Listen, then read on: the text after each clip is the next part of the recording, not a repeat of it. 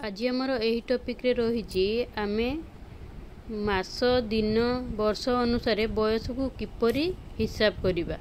समस्ते तो हिसाब करि पारंतिनी। देखंतु एई टाइप रो कले आपण समस्ते जानि परिबे आ करि परिबे मध्य। देखंतु आमर वर्षटा हला 12 मास, वर्ष को 12 मास मु लिखि देली। तापरे आमर प्रति मास हला आमर 30 दिन बा 31 दिन, सेटा को मध्य लिखि देली। देखंतु ए हिसाब रे आमे करिबा। तापरे आमर कोन लिखिबा ना आजिरो तारीखटा आमे लिखि दबा।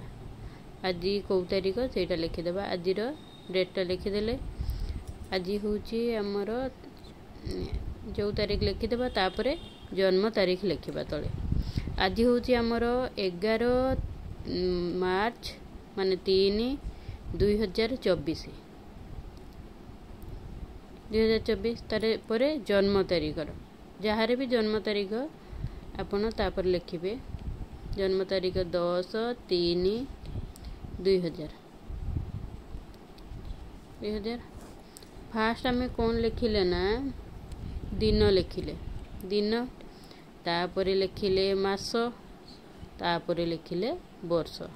वर्ष लिखिले सब बळे आमे फेडाण कला बेले किबा मिश्रण कला बेले आमे डाहाण साइड रु करंती, किंतु एबे आमे बां साइड रु करिबा। बां साइड रु कले देखंतु 11 रु 10 गले हमर 1 गोटे दिन। तापरे 3 रु 3 गले 0 माने 0 मासटा हमर 0। तापरे वर्ष 2024 रु 2000 गले हमर 24। हमर बयस होउची 24 वर्ष गोटे दिन हला। जहार भी तारीख 24 वर्ष गोटे दिन। आपण मानको जन्म तारीख मते कमेंट रे लिखंतु। मु आपण को बयसटा मध्य हिसाब करी के वीडियो करी के आपण को छाडी देबे। तो आज पई रहूची। जय जगन्नाथ। लाइक शेयर सब्सक्राइब कर दियंतु।